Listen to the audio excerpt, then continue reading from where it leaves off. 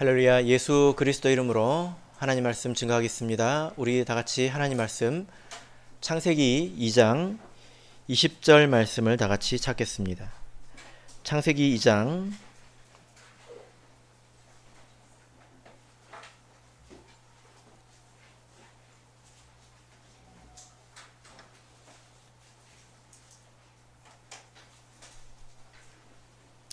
18절 말씀을 같이 읽도록 하겠습니다. 창세기 2장 18절입니다. 같이 읽겠습니다. 시작.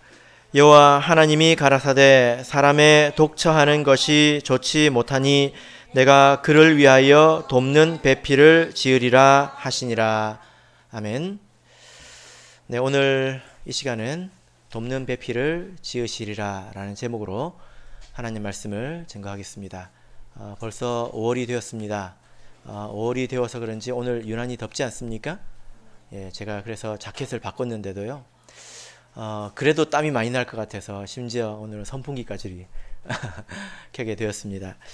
5월은 무슨 달입니까? 가정의 달이죠.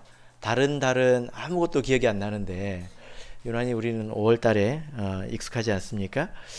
그래서 오늘 우리 가정에 관한 하나님 말씀을 같이 상고하고자 합니다. 우리가 성경을 보면 하나님께서 이 가정을 아주 귀하게 여기시고 또 가정의 시작이라고 할 수 있는 결혼을 아주 소중하게 여기신다는 것을 우리가 알 수 있습니다. 1장을 보시면 창세기 1장에서 하나님께서 천지를 창조하신 이야기가 나오지 않습니까? 근데 2장을 보면 이 이야기를 다시 한번 반복하고 계십니다. 4절을 보시면 창세기 2장 4절을 보시면요. 여호와 하나님이 천지를 창조하신 때에 천지에 창조된 대략이 이러하니라 해서 2장에서 하나님께서 이 창조의 기사를 다시 한번 반복을 하시는데 조금 다른 관점에서 세세하게 말씀을 하시는 것을 우리가 볼 수 있습니다. 이 2장의 핵심이 뭐냐? 바로 하나님께서 가정을 세우셨다는 것입니다. 그래서 2장을 보면 아담과 하와의 이야기가 등장하게 되죠. 이것이 창세의 핵심이라고 할 수 있습니다. 자, 이제 성경을 또 보면 구약의 마지막 성경인 말라기서를 한번 보겠습니다. 구약 성경 마지막을 이렇게 마무리를 하고 있는데요. 말라기서 2장 15절을 보겠습니다.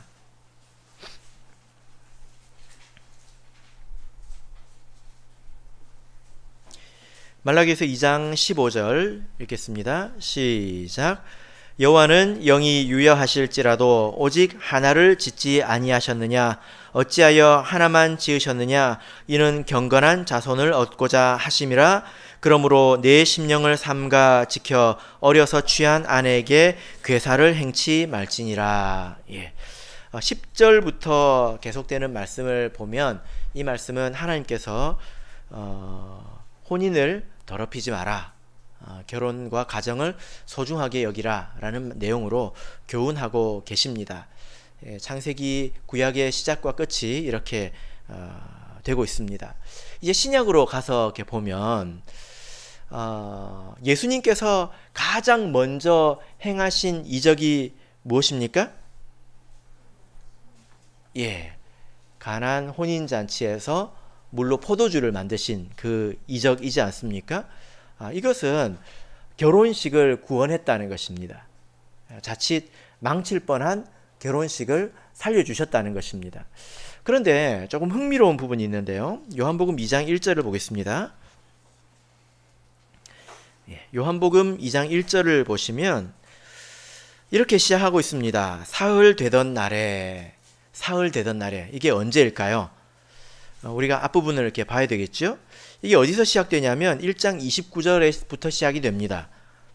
1장 29절을 보면 이튿날, 그러니까 어떤 일이 있은지 그 다음 날이 되겠죠.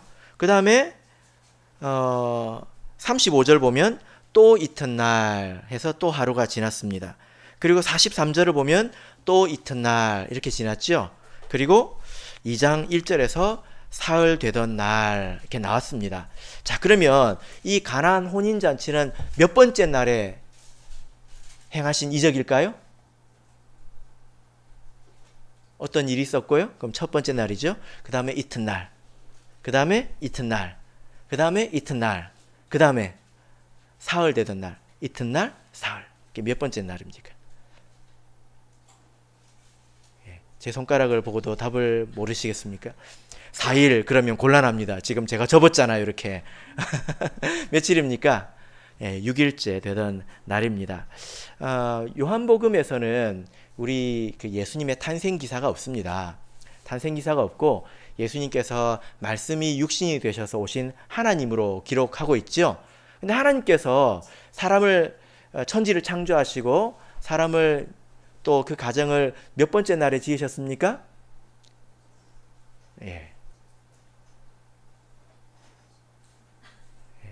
교회 학교를 안 나오셨나 봅니다. 야간으로 나오셨나요? 여섯 번째 날에 지으셨죠? 그죠? 그래서 이것이 참 묘하다는 것입니다. 하나님께서 천지를 창조하시고 여섯 번째 날에 사람을 지으시고 그 가정을 세우신 것처럼 예수님께서도 어떤 사역을 시작하시고 여섯 번째 날이라서 이 결혼 그리고 이 가정을 세우시고 구원하시는 이런 일을 하셨다라는 것입니다. 자, 그러면 신약의 끝은 무엇일까요? 이 세상은 무엇으로 끝나게 될까요? 구약 성경은 혼인을 바로 세우고 가정을 잘 지키라 이런 권면으로 끝나지 않았습니까? 신약 성경의 끝은 어떻게 될까요? 이 모든 것이 이루어지죠. 요한계시록 19장 7절을 보겠습니다. 요한계시록 19장 7절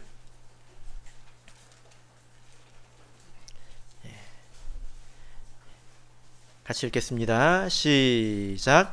우리가 즐거워하고 크게 기뻐하여 그에게 영광을 돌리세 어린 양의 혼인 기약이 이르렀고 그 아내가 예비하였으니. 이 신약의 끝은 어떤 이야기로 마무리가 됩니까? 혼인의 때가 되었다. 이르렀다. 이제 왔다는 것입니다. 그리고 그 아내가 예비되었다. 물론 이것은 영적인 혼인 잔치이죠. 그죠? 그래서 성경의 처음과 끝이 이 혼인으로 시작해서 그리고 혼인으로 끝나는 것을 보게 됩니다. 구약은 혼인을 바로 세우라는 권면으로 끝났지만 신약 성경은 어떻습니까? 마지막에 완전한 혼인으로 마치는 것을 우리가 보게 됩니다. 그래서 이 성경을 대략 우리가 이렇게 살펴봤는데 성경 곳곳에는 이 혼인을 귀하게 여기고 또 이 가정에 관한 말씀이 굉장히 많은 것을 우리가 알 수 있습니다. 이런 것들을 정리해 보자면 하나님의 뜻대로 세워진 가정은 우리에게 틀림없이 복이 됩니다. 그리고 하나님의 귀한 도구가 된다는 것입니다. 그래서 이것은 아주 중요하죠. 하나님의 뜻대로 세워진 이 가정은 반드시 우리에게 복이 됩니다. 그리고 하나님의 귀한 도구로 쓰임을 받게 되는 것입니다. 자, 그런데 여러분, 이 세상을 보면 어떻습니까? 이 세상을 보면 이 가정에 관해서는 하나님의 뜻과 전혀 반대의 방향으로 가고 있는 것을 우리가 볼 수 있지 않습니까? 뉴스를 보면 곳곳에서 가정이 무너지는 그런 이야기들을 우리가 듣게 됩니다.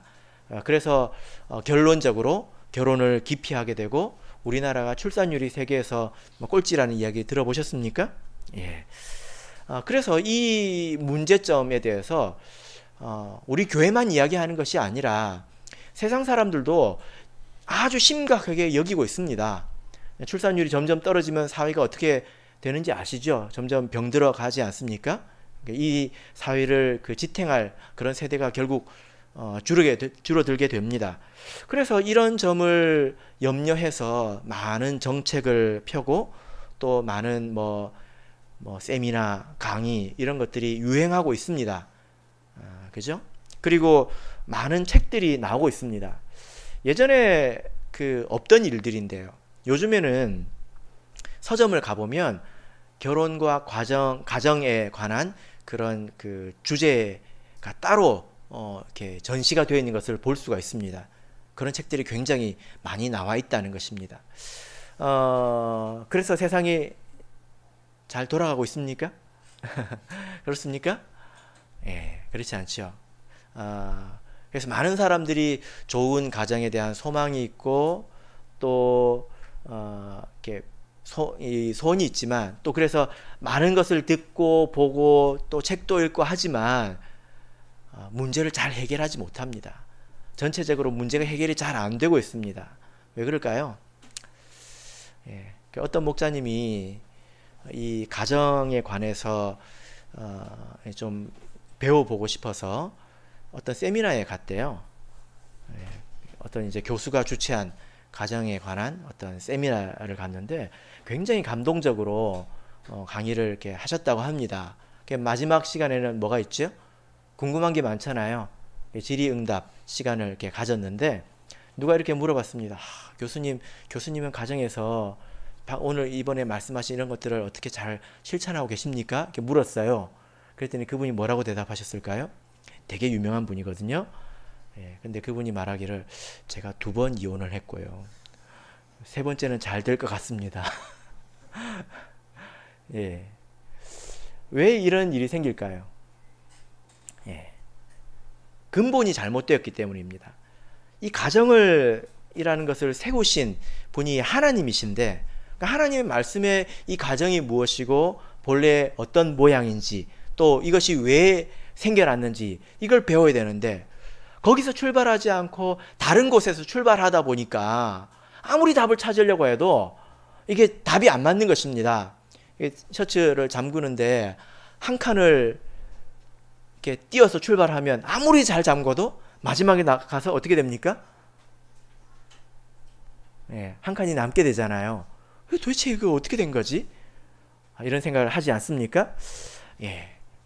그래서 세상에서 아무리 많은 책을 읽고 또 배운다 하더라도 근본이 잘못되어 있으면 우리가 바른 가정을 세우기가 힘듭니다. 그래서 오늘은 우리는 하나님의 말씀을 통해서 올바른 그 가정의 근본에 대해서 같이 상고해보는 시간을 갖도록 하겠습니다. 자, 그러면 우리 먼저 창세기 1장으로 가서 창세기 1장 27절, 28절을 같이 읽겠습니다. 창세기 1장 27절, 28절 읽겠습니다. 자, 같이 읽겠습니다. 시작. 하나님이 자기 형상 곧 하나님의 형상대로 사람을 창조하시되 남자와 여자를 창조하시고 하나님이 그들에게 복을 주시며 그들에게 이르시되 생육하고 번성하여 땅에 충만하라. 땅을 정복하라. 바다의 거기와 공중의 새와 땅에 움직이는 모든 생물을 다스리라 하시니라. 예, 여기 보면 하나님께서 자기의 형상대로 남자와 여자를 지으시고 그들에게 어떤 그 사명을 주시지 않았습니까? 땅을 다스리라 이런 사명을 주셨습니다. 그리고 31절을 보실까요? 31절 읽겠습니다. 시작. 하나님이 그 지으신 모든 것을 보시니 보시기에 심히 좋았더라. 저녁이 되며 아침이 되니 이는 6째 날이니라. 예, 6째 날 맞죠? 예. 자, 여기 보면 하나님께서 그렇게 지으신 것을 보시고 어떻게 하셨다고요? 심히 좋았다. 예, 심히 좋았다. 이렇게 말씀을 하고 계십니다. 자, 그리고 나서 오늘 본문 2장 18절을 보겠습니다. 예, 그리고 나서 2장에서는 창조의 기사를 다시 말씀하신다고 했죠. 자, 2장 18절을 보겠습니다. 18절 읽겠습니다. 시작. 여호와 하나님이 가라사대 사람의 독처하는 것이 좋지 못하니 내가 그를 위하여 돕는 배필을 지으리라 하시니라. 예. 자, 여기서 보면요. 아까 보시기에 심히 좋았다고 했는데 여기 보면 좋지 못하니 라고 말씀하고 있지 않습니까? 그죠? 예. 여기서 우리는 이 가정이라는 것이 어떻게 해서 탄생되게 되었는지를 우리가 볼 수가 있습니다. 하나님께서 이 가정을 왜 만드셨을까요? 어떤 목적으로 만드셨을까요? 19절 20절을 보겠습니다. 19절 20절 읽겠습니다. 시작. 여호와 하나님이 흙으로 각종 들짐승과 공중의 각종 새를 지으시고 아담이 어떻게 이름을 짓나 보시려고 그것들을 그에게로 이끌어 이르시니 아담이 각 생물을 일컫는 바가 곧 그 이름이라. 아담이 모든 육축과 공중의 새와 들의 모든 짐승에게 이름을 주니라. 아담이 돕는 배필이 없으므로. 예. 자, 여기서 보면 가정이 생긴 그런 과정을 우리가 볼 수 있는데, 하나님께서 아담에게 땅을 다스리라고 하셨습니다. 이 땅에 있는 모든 것들을 다스리라는 그런 사명을 주셨지요. 그래서 아담의 직업이 무엇입니까? 왕이죠. 다스리는 자이니까 왕이라고 할 수가 있겠습니다. 그런데 여러분, 왕이 되면 좋을 것 같죠? 왕이 되면 좋을 것 같죠? 이게 다스린다고 하는 것이 보통 어려운 일이 아닙니다. 이게 되게 지혜로워야 되는 일입니다. 지금도 우리가 이렇게 그 세상 사는 사람들 보면 그 사람들을 다스리는 일들을 지금은 정치가들이 하지 않습니까? 근데 가만히 그 사람들의 입장에 가서 생각을 해보면요, 되게 힘들 것 같아요. 왜 그렇습니까? 이쪽에서는 이렇게 해달라고 그러고 저쪽에서는 저렇게 해달라고 그러고. 그럼 어떻게 해야 됩니까? 뭔가를 잘 아울러서 다스려야 되잖아요. 그죠? 그래서 이게 되게 힘든 일입니다. 그래서 요즘 뭐 지금뿐만이 아니라 어느 시절이라도 사람들을 다스리는 그 위치에 있는 사람들을 보면 머리가 많이 빠질 것 같아요. 그죠? 우리 교회도 그런데 우리 신도에만 하나 맡아보십시오. 목소리가 하나가 아니에요. 그거 다스리기가 되게 힘들단 말입니다. 이제 아담에게 하나님께서 그 일을 맡기셨는데, 뭐 새도 있고 뭐 토끼도 있고 사자도 있고 여러 동물들이 많이 있잖아요. 그죠? 그 다스리는 일을 했단 말이에요. 이게 쉬운 일이 아닙니다. 그런데 그 일을 행하는 첫 번째 그 내용이 뭐냐면 각종 그 동물들의 이름을 지어주는 것이었습니다. 이름을 짓는 것입니다. 그런데 이 이름을 짓는다는 것의 의미가 뭐냐면은 그것의 본질을 안다는 것입니다. 이름을 지으려면 뭔가 어울리게 지어야 되잖아요. 그죠? 아무렇게나 지으면 좀 이상하지 않습니까? 지금 우리가 코끼리 보고 토끼라고 한번 한다고 생각해 보십시오. 토끼 보고 코끼리라고 한번 한다고 생각해 보십시오. 산 토끼 토끼야. 코끼리가 깡충깡충. 이상하잖아요. 코끼리는 코가 길어야 되잖아요. 그죠? 그래서 이름을 하나 짓는다고 하는 것은 그것에 대해서 굉장히 깊이 이해를 하고 있다는 것입니다. 그래서 뭔가를 다스리려면 내가 다스리는 그들을 잘 이해해야 그들을 잘 다스릴 수가 있습니다. 잘 모르면 갈등이 많이 생기는 거예요. 그래서 하나님께서 이렇게 이름을 짓게 해주셨는데, 이것은 이 아담이 그 대상을 꿰뚫어보는 그런 안목이 있는지, 그걸 잘 하는지, 이것을 한번 보시려고 하신 것입니다. 그런데 이제 아담이 그 일을 할 때에, 그러니까 이것은 다스리기를 시작한 거죠. 비로소 시작한 것입니다. 그런데 그 일을 할 때에 뭔가 좀 부족해 보였던 것 같습니다. 그래서 하나님께서 돕는 배필을 지어주신 거죠. 오늘 내용을 보면 그렇게 내용이 진행되어 가지 않습니까? 그러니까 이 가정이라는 것이 이런 배경 속에서 탄생되었다는 것입니다. 하나님께서 아담에게 주신 그런 사명을 위해서, 또 아담을 위해서 주신 것이 바로 이 가정이라는 것입니다. 세상 사람들하고는 근본이 다릅니다. 성경에서 말하는 가정의 출발과 세상에서 말하는 가정은 근본이 다릅니다. 세상에서 말하는 이 가정, 또 가정의 출발인 결혼, 이것은 어떻게 인식되고 있습니까? 어떻게 사람들이 생각합니까? 이것은 자기 만족에 굉장히 중요한 도구입니다. 그래서 결혼을 통해서 신분이 상승하기도 하지요. 뭐 우리나라에 뭐 신분이 있는 건 아니지만 이 말이 무슨 의미인지 여러분 아실 겁니다. 결혼을 통해서 자기의 어떤 인생이 달라지기를 원하고요. 또 육신적인 그런 만족을 얻기를 원합니다. 그래서 이제 세상에 있는 사람들을 보면 결혼만큼은 누구에게도 쉽게 양보하지 않는 것을 보게 되지요. 그래서 보면 자녀들이 부모 말을 잘 들어도 결혼만큼은 어떻게 하려고 합니까? 자기 뜻대로 하려고 하는 그런 경향이 있지 않습니까? 예. 그래서 결혼을 이렇게 하는 것은 자기 만족의 가장 중요한 도구라고 여기기 때문입니다.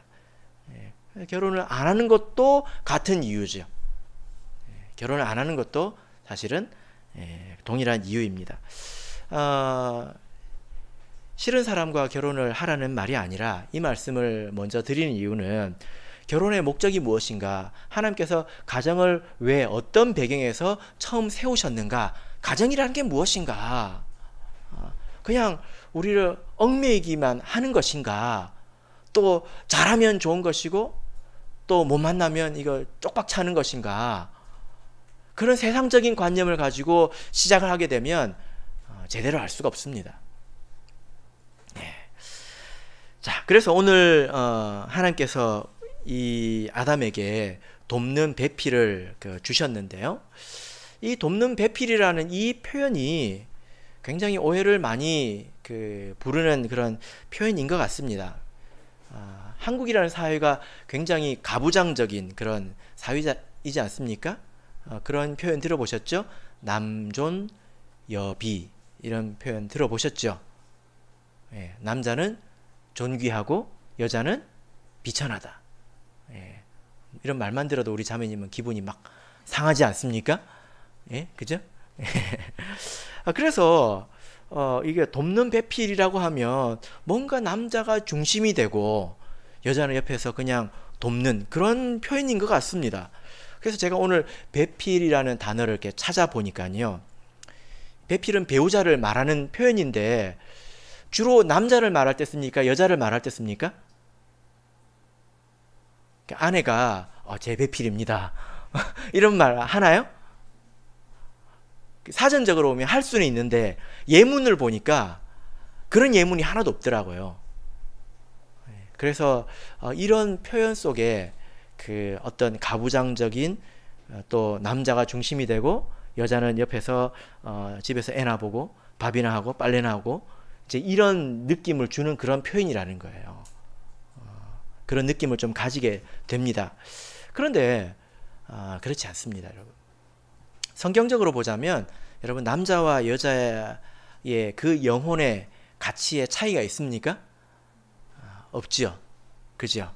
예. 천국에 가면 남자가 있고 여자가 있습니까? 있습니까? 없습니까? 예. 성경을 읽어보시면 없다고 나와 있죠. 천사는 남자 천사, 여자 천사 이런 게 있습니까? 없지요. 예. 이 남자와 여자는 이 땅에 있는 것입니다. 구원을 위해서 있는 거죠. 창세기 1장 27절을 우리가 아까 보셨는데요. 하나님께서 하나님의 형상대로 남자와 여자를 지으셨다. 남자와 여자는 다 하나님의 형상으로 지으심을 받았다. 같은 가치가 있다라는 그런 의미입니다. 그래서 어떤 남자가 중심이 되고 여자는 옆에서 그냥 돕는 보조적인 그런 존재이고, 그래서 가치가 다르다. 전혀 그렇지 않습니다. 성경이 적혀진 시대가 굉장히 오래되었죠. 그죠? 아직까지도 그런 생각의 찌꺼기가 이 세상에 남아 있지만 예전에는 굉장히 심하지 않았습니까? 그죠? 그래서 옛날 사람들 성경을 보면 사람 수를 셀 때 어떻게 셉니까? 남자의 수를 세지 않습니까? 그러나 성경은 동등함으로부터 출발하고 있다는 것입니다. 여기서 이제 돕는 배필이라고 이렇게 말씀을 하는데요. 이 돕는 배필이라는 표현을 우리가 잘 이해할 필요가 있습니다. 돕는 배필이라는 이 표현을 이제 성경을 통해서 좀 이해를 해보자면요, 한국말로 번역하기가 되게 좀 까다로운 것 같습니다. 이 배필이라는 말은 그 뜻이 뭐냐면 마주보는 또는 대등한 이런 뜻입니다. 마주보는 대등한. 그래서 주와 객이 있는 것이 아니라 서로 대등하다는 것입니다. 원래 아담이 여기 있어요. 근데 마주보는 위치에 하와를 만들었습니다. 그럼 하와 입장에서는 아담이 마주보고 있겠죠. 아담의 입장에서는 하와가 마주보고 있겠죠. 그런 서로 대등한 존재라는 것입니다. 그리고 여기서 돕는 이라고 되어 있는데 이 돕는이라는 것은 우리가 아는 도움이라는 뜻이에요. 근데 이렇게 원문을 통해서 보면 하나님께서 지으신 것은 배필이 아니라 도움이에요. 그냥 돕는 자도 아니고 그냥 도움입니다. 하나님께서 지으신 것은 도움인데 그 도움이 어떤 것이냐? 아담과 마주보고 있는 대등한 것이라는 겁니다. 하나님께서 지으신 게 뭐라고요? 도움을 지어주셨는데 그 도움이 아담과 대등하다는 것입니다. 그래서 입장을 바꿔 생각해 보면 하와의 입장에서 보면 누가 돕는 배필입니까? 아담이 돕는 배필이 되는 거죠. 그래서 서로 대등하고 서로 이렇게 도움이 될 수 있는 이제 그런 관계라는 것인데, 물론 성경에서는 가치상 이렇게 동일하다고 말씀을 하고 있지만 그러나 그 사이에 질서가 있다, 그런 관계가 있다, 이런 것은 우리가 이미 알고 있죠. 이 남편과 아내의 관계가 무엇과의 관계와 같습니까? 예수님과 교회와의 관계와 같다라고 성경은 말씀하고 있죠. 그래서 예수님께서 교회를 사랑하신 것처럼 남편이 아내를 사랑해야 되고, 아내는 남편에게 교회가 예수님께 순종한 것처럼 순종하는 것이 그 사이에 있는 관계입니다. 그렇다고 해서 주종이나 어떤 그 선후의 관계가 있는 것은 아닙니다. 동등한 관계라는 거예요. 자, 중요한 것은 여기서 이제 도움이라는 것인데, 여기서 말하는 이 도움이라는 것은 사람이 그 말하는 그런 도움을, 사람이 주는 그런 도움을 말하는 것이 아닙니다. 아무래도 옆에 그 이제 아내가 있거나 남편이 있으면 그 도움이 되지 않습니까? 그죠? 그런데 그런 도움을, 사람이 주는 그런 도움을 말하는 게 아니에요. 그런 도움은 믿음의 가정 안이 아니라 저 밖에도 있습니다. 동물의 세계에도 있어요. 그죠? 암사자, 숫사자 다 서로 그 필요하니까 그렇게 있지 않습니까? 여기서 말하는 도움은 그런 도움이 아닙니다. 만약 그런 도움이라면 동물들에게도 다 주신 거죠. 이 도움이라는 단어는 구약 성경에서 21번 이렇게 나오는데, 성경을 놓고 보자면 이 도움은 사람에게서 오는 것이 아닙니다. 우리가 아주 잘 아는 말씀이 있는데요. 시편 121편을 보겠습니다. 시편 121편입니다.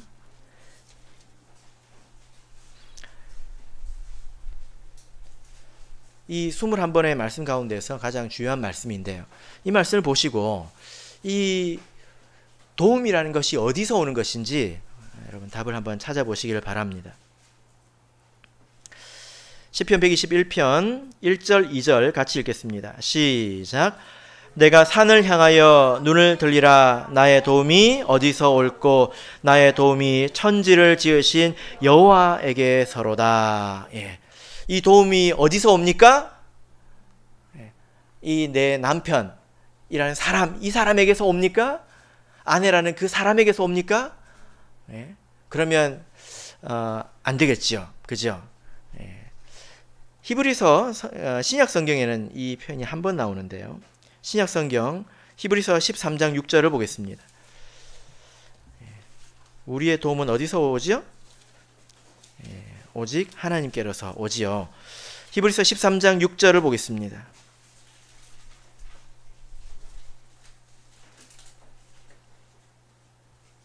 자, 같이 읽겠습니다. 시작. 그러므로 우리가 담대히 가로되 주는 나를 돕는 자시니 내가 무서워 아니하겠노라. 사람이 내게 어찌하리요 하노라. 여기 보면 주는 나를 돕는 자시니, 주는 나의 도움이시니, 이런 뜻입니다. 그래서 우리의 도움은 어디에서 옵니까? 예, 여러분, 그래서요, 돕는 배필이라는 말을 아무 데서나 이렇게 쓰는 거 아닙니다. 집에 전구가 나갔을 때 남편이 갈아주면 아이고 그래도 어디 쓸 데는 있네, 돕는 배필이 맞긴 맞구나, 그렇게 말을 하면 안 되는 거예요. 네? 남편이 일하고 와가지고 이제 아내가 이제 밥을 딱 차려면 아이고 그래도 돕는 배필 맞네, 그건 인간적인 도움이지만 성경에서 예수님께서, 하나님께서 그 아담에게 주신 도움, 그 도움을 말하는 건 아닙니다. 하나님께서 그 사람을 통해서 나를 도우신다는 거예요. 그런 하나님의 역사가 있다는 것입니다. 이렇게 한번 여러분 생각을 해보십시오. 예를 들어 이제 아내와 남편이 있는데 한 사람이 아픕니다. 그러니까 이제 아내가 아파요. 그러면 그 남편이 어떻게 하겠습니까? 이제 수발을 들겠죠. 그 이제 밥도 하고 빨래도 하고 뭐 그렇게 이제 안 할 수가 없지 않습니까? 안 하시는 분이 있나 보네요. 하게 되지 않습니까? 그죠? 그러면 아내들이 뭐라고 합니까? 아이고 그래도 남편이 있어서 다행이네, 이제 그런 생각을 하잖아요. 그죠? 근데 잘 생각해 보십시오. 그때 누가 누구를 돕는 것일까요? 누가 누구를 돕는 것일까요? 남편이 아내를 돕는 것일까요? 아내가 남편을 돕는 것일까요? 그러니까 우리 믿음 안에서 한 사람이 아프면, 예를 들어 심하게 아프다고 한번 생각해 보세요. 예를 들어 큰 병에 걸렸다. 그러면 반대편 사람은 뭐 하게 됩니까? 기도하게 됩니다. 기도하게 됩니다. 그럼 누가 누구를 돕는 것일까요? 멀쩡한 남편이 아픈 아내를 돕는 것일까요? 아니면 하나님께서 이 아내를 통해서 남편을 깨우시는 걸까요? 누가 누구를 돕는 것일까요? 하나님 뜻대로 세워진 이 가정에는 그런 하나님의 역사가 있습니다. 서로가 서로를 세워주고 그 안에서 하나님께서 믿음의 자녀를 세우시는 그런 역사가 일어난다는 것입니다. 그렇게 해서 일이 된다는 거예요. 베드로전서 3장 7절을 보겠습니다. 베드로전서 3장 7절, 방금 제가 드린 말씀이 여기 있죠. 베드로전서 3장 7절 읽겠습니다. 시작. 남편 된 자들아, 이와 같이 지식을 따라 너희 아내와 동거하고 저는 더 연약한 그릇이요 또 생명의 은혜를 유업으로 함께 받을 자로 알아 귀히 여기라. 이는 너희 기도가 막히지 아니하게 하려 함이라. 가정에서 이 부부 사이에는 아주 많은 일들이 있지 않습니까? 그런 일 가운데서 우리가 내가 하나님의 도구가 되어서 상대방을 깨우기도 하고 상대방이 하나님의 도구가 되어서 나를 깨우기도 하고 나를 돕기도 하고 서로를 돕기도 한다는 것입니다. 그래서 우리가 육신적으로 보면 당연히 아픈 사람, 멀쩡한 사람이 아픈 이제 배우자를 돌본다라고 생각을 할 수 있겠지만, 그러나 영적으로 보자면 하나님의 이 가정 안에서는 다른 일이, 그 더 깊은 일도 있다는 것입니다. 여러분들께서 생각을 해보시면 그런 일이 틀림없이 있을 것입니다. 그래서 이 가정은 이 하나님의 도움이 서로를 통해 서로에게 주어지는 굉장히 아름다운 그런 것이었는데, 지금은 잘 그렇지 않죠. 왜 그랬을까요? 이게 범죄 이후에 이게 변질되었습니다. 이 관계가 왜곡되었습니다. 그 말씀이 창세기 3장 16절에 있습니다. 한번 보겠습니다. 창세기 3장 16절.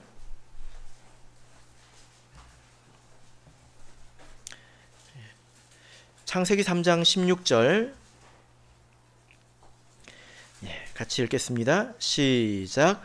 또 여자에게 이르시되 내가 내게 잉태하는 고통을 크게 더하리니 내가 수고하고 자식을 낳을 것이며 너는 남편을 사모하고 남편은 너를 다스릴 것이니라 하시고. 여러분 이 말씀을 보시면요, 이 범죄로 인해서 하나님께서 하와에게 주신 그 저주의 내용이지 않습니까? 근데 여기 보면 남편과 아내의 그 관계에 대해서 말씀을 하고 있는데, 너는 남편을 사모하고 남편은 너를 다스릴 것이니라. 이게 무슨 말이냐면, 새번역 성경을 보면 네가 남편을 지배하려고 해도 남편이 너를 다스릴 것이다, 이렇게 번역을 하고 있습니다. 그러니까 하나님께서 이 본래 아담과 하와를 통해서 하와에게 주셨던 그런 관계가 이제 왜곡이 되었다는 거예요. 그래서 결과는 무엇입니까? 남편을 통해서 아내가 괴롭힘을 당한다는 거예요. 인류의 역사를 통해서 보면 여자들의 고통은 거의 남자에게서 옵니다. 특히 남편에게서 오죠. 그래서 우리 믿음 안에 가정은 이래서는 안 됩니다. 집에 가서 아내에게 큰 소리 버럭버럭 지르고 그러면요, 그건 아직 자기가 저주 아래 있다는 뜻이에요. 예수님께서 성도들에게 소리를 버럭버럭 지릅니까? 까라면 까! 뭐 그렇게 합니까? 아니죠. 귀히 여기시지 않습니까? 대신 십자가에 달리셨잖아요. 그죠? 그런 것처럼 우리 믿음 안의 가정은 이런 저주에서 벗어났다. 이것을 우리가 반드시 기억해야 합니다. 자, 그래서 이 본래 가정의 모습은 이랬다는 거예요. 이게 서로 도움이었다는 겁니다. 그러니까 상대방이 얼마나 귀합니까? 그를 통해서 하나님의 도움이 나에게 임한다는 거예요. 때로는 그를 통해서 하나님께서 나를 겸손하게 하신다는 거예요. 얼마나 귀합니까? 근데 이런 도움의 관계가 되려면 중요한 게 있어요. 하나님께서 그냥 너에게 도움을 주겠다 이렇게 하시지 않았습니다. 어떤 도움을 주시겠다고 했습니까? 마주보고 있고 대등한 자여야 된다는 거예요. 이 말은 아담이 하나님의 형상으로 지음을 받았기 때문에 하와도 그와 같은 자여야 된다는 것입니다. 하나님께서 아담아 너에게 도움을 주겠다 해놓고 반려견을 주셨을까요? 대등하지 않잖아요. 대등한 너와 마주보는 그런 존재를 주겠다 해서 정말 세상에 둘도 없는 그런 그 애완견 이런 걸 주셨을까요? 그래서 아담이 그걸 맨날 끌어안으면서 위로를 받고 그랬을까요? 아니잖아요. 그죠? 하나님께서 뜻하신 것은 대등해야 된다는 거예요. 그래서 우리가 이런 도움의 관계로 이렇게 가려고 한다면 가장 중요한 것은요, 주 안에서 결혼을 해야 된다는 것입니다. 아담이 하나님의 형상으로 하나님 안에서 산 자이기 때문에 마땅히 그 상대방도 하나님 안에서 형상을 입은 산 자이어야 된다라는 것입니다.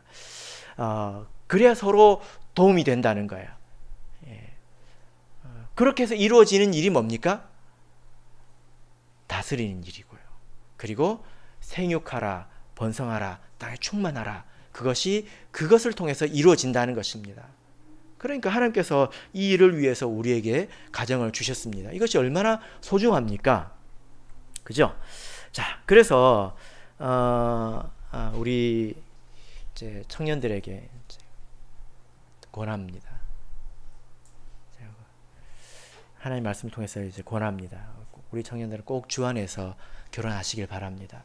제가 이렇게 이야기를 하면요, 결혼이나 할 수 있을지 모르겠어요.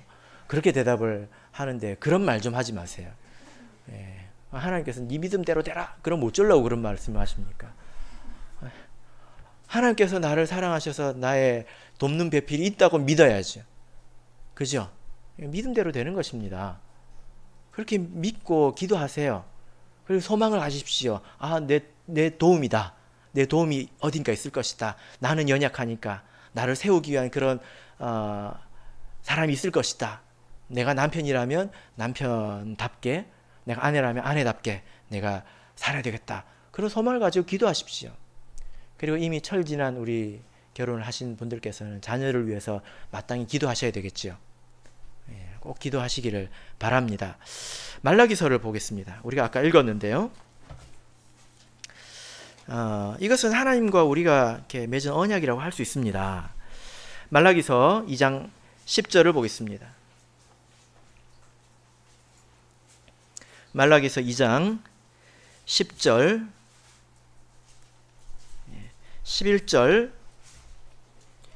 두 구절을 같이 읽어보겠습니다. 시작. 우리는 한 아버지를 가지지 아니하였느냐? 한 하나님의 지으신 바가 아니냐? 어찌하여 우리 각 사람이 자기 형제에게 괴사를 행하여 우리 열조의 언약을 욕되게 하느냐? 유다는 괴사를 행하였고 이스라엘과 예루살렘 중에는 가증한 일을 행하였으며 유다는 여호와의 사랑하시는 그 성결을 욕되게 하여 이방 신의 딸들 결혼하였으니. 자, 여기 보면 괴사라는 말이 나오죠. 이 괴사라는 말의 뜻은 약속을 성실히 이행하지 않는 배신적인 행위, 이런 뜻입니다. 그래서 쉽게 이야기하면 그냥 배신이라는 거예요. 그래서 여기 11절을 보시면 유다는 괴사를 행했다. 도대체 어떤 일을 가지고 배신했다 이렇게 말을 하고 있습니까? 또 예루살렘 중에는 가증한 일을 행했다 이렇게 말씀하고 있는데요. 이게 어떤 일을 말하냐면 유다는 여호와의 사랑하시는 그 성결을 욕되게 하여, 여기서 말하는 이 성결은 성소를 말합니다. 성전을 말합니다. 유다가 성전을 욕되게 했다. 어떻게 해요? 이방신의 딸과 결혼하였다. 이 행위를 놓고 괴사라고 표현을 하고 있습니다. 여기서 이제 10절부터 쭉 읽어보면 두 가지 괴사를 이야기하고 있는데, 첫 번째는 이방 결혼, 믿음 밖에서 결혼하는 것이고, 또 한 가지는 무엇입니까? 어려서 결혼한 아내를 버리는 것, 이혼하는 것입니다. 15절을 읽겠습니다. 15절 아까 읽었지만 다시 한번 읽겠습니다. 시작. 여호와는 영이 유여하실지라도 오직 하나를 짓지 아니하셨느냐? 어찌하여 하나만 지으셨느냐? 이는 경건한 자손을 얻고자 하심이니라. 그러므로 내 심령을 삼가 지켜서 어려서 취한 아내에게 괴사를 행치 말지니라. 여기 보면 하나님께서 많은 영을 한 번에 지으실 수 있었는데 왜 한 영을 지으셨느냐? 그리고 그로 인해서 가정을 꾸리셨느냐? 이는 경건한 자손을 얻고자 하심이 아니냐. 아까 우리가 봤던 그 창세기의 말씀과 동일한 것입니다. 경건한 자손은 하나님의 자녀를 말하는 것입니다. 그래서 이 가정이라고 하는 것은 구원을 위해서 필요한 것입니다. 구속을 위해서 필요한 거예요. 천국에 가면 왜 가정이 없을까요? 거기는 구속이 다 이루어졌기 때문에 더 이상 가정이 필요가 없는 거겠죠. 그죠? 여러분, 그래서요, 생육하고 번성하여 땅에 충만하라. 이것은 수만분리라는 것이 아니라 하나님의 형상을 가진 그런 자녀를 생산하라는 것입니다. 그것이 사람에게 있어서, 하나님의 백성에 있어서 가장 중요한 일입니다. 이 일을 하는 데 있어서 아담이 어려움을 겪었다는 거예요. 우리가 지금은 상상할 수 없지만 하나님께서 가정을 안 만드셨다면 한 사람이 그냥 자녀를 낳을 수도 있지 않겠습니까? 그런데 아담이 그런 어려움을 겪었기 때문에 하나님께서 가정을 주셨다는 것입니다.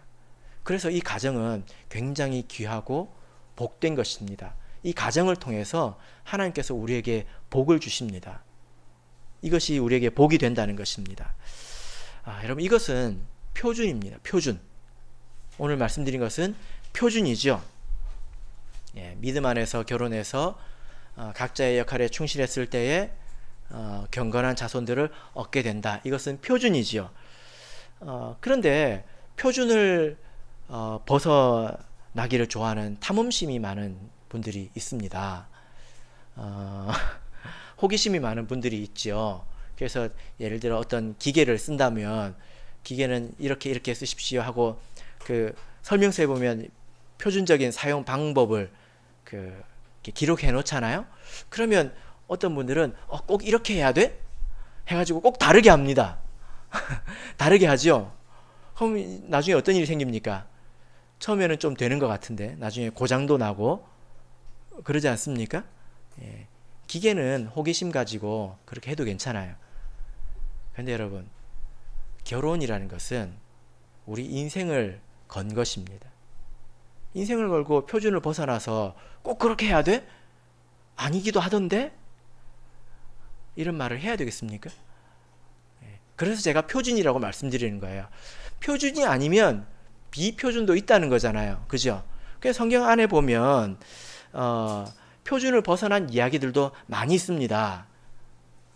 그러나 그것은 언제까지나 표준을 벗어난 이야기들에 관한 것이고 하나님의 특별한 은혜에 관한 것이지, 우리는 표준적인 길을 가야 합니다. 그것이 우리에게 가장 복되다는 것을 우리가 알아야 되는 것입니다. 심지어 무신론자의 집에서도 하나님의 백성들이 나오지 않습니까? 제 부모님도 하나님을 안 믿었는데 저는 믿고 있지 않습니까? 그죠? 예. 그러나 저와 같은 이것을 표준으로 삼을 수 있습니까? 어떤 사람은 이제 믿음 안에서 결혼하지 못했는데 나중에 전도가 됐어요. 그것은 하나님의 은혜일 뿐이지 그것은 표준은 아닙니다. 우리는 표준을 사모해야 합니다. 바로기는 오늘 이제 5월달이 되었고요. 또 가정의 달인데, 가정의 달이라서가 그런 것이 아니라 우리는 성경 말씀을 통해서 항상 이 가정의 의미를 마음속에 새기고 살아야 합니다. 그래서 이 가정이 우리에게 어떤 것인지, 또 이것을 통해서 우리가 무엇을 이루어야 하는지, 또 이 가정을 통해서 하나님께서 나에게 어떤 은혜를 주시는지 우리가 알면서 살아야 되겠죠. 그래서 가정은 좋은 거예요. 하나님께서 만드신 것입니다. 바라옵기는 우리 모든 성도님들께서 이런 온전한 가정을 사모하시고 또 이루셔서 하나님의 뜻을 이루시고 또 행복을 얻으시기를 예수 그리스도 이름으로 축복합니다. 우리 다 같이 찬송하겠습니다. 305장